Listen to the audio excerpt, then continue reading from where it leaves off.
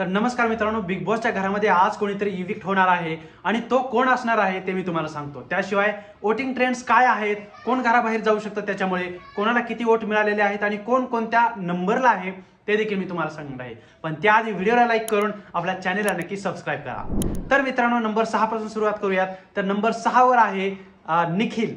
निखिलला actually काहीच vote मिळत नाहीयेत आणि तो घरामध्ये काहीही खेळत नाहीये।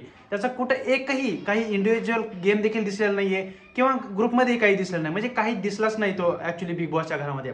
त्याच्यामुळे त्याला कुठेही वोटिंग होत नाही जास्त। तो नंबर 6 ला आहे। नंबर 5 वर आहे पुढारी।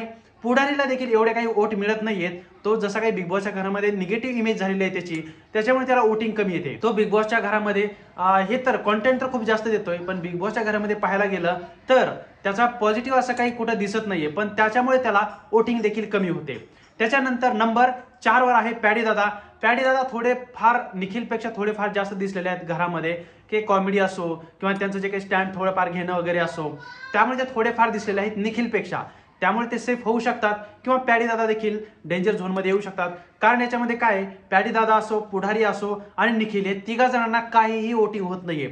एक जवळपास समजायला 7% वोटिंग होते, त्याला 8% होत असेल तर त्याला 9%, म्हणजे 19-20 का फरक असं म्हणू शकतो आपण। त्यामुळे हे तिघेही डेंजर झोन मध्ये आहेत।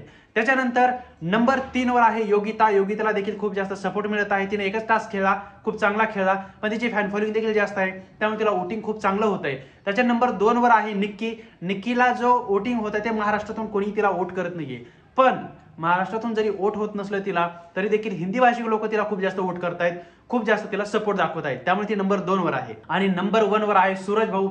सूरज भाऊला 50 ते 60% जे मत आहेत ते मिळत आहेत।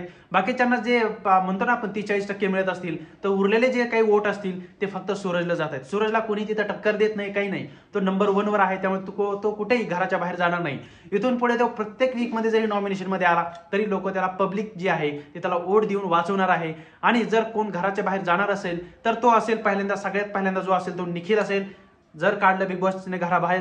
नंतर जर 2 नंबरची शाश्वती असेल तर ती आहे पॅडी दादांची, आणि कॉन्टेंट देत असल्यामुळे सहसा बिग बॉस जे आहेत ते आपल्याला तर बाहेर काढणार आहेत पुढारीला, पण तो देखील घराबाहेर जाऊ शकतो जर बिग बॉसने ठरवलं तर। तर मित्रांनो, तुमच्यामध्ये तुम्हाला काय वाटतं, कोण जाईल बिग बॉसच्या घरातून बाहेर ते कमेंट करून नक्की सांगा, आणि या व्हिडिओला लाईक करून आपल्या चॅनलला नक्की सबस्क्राइब करा।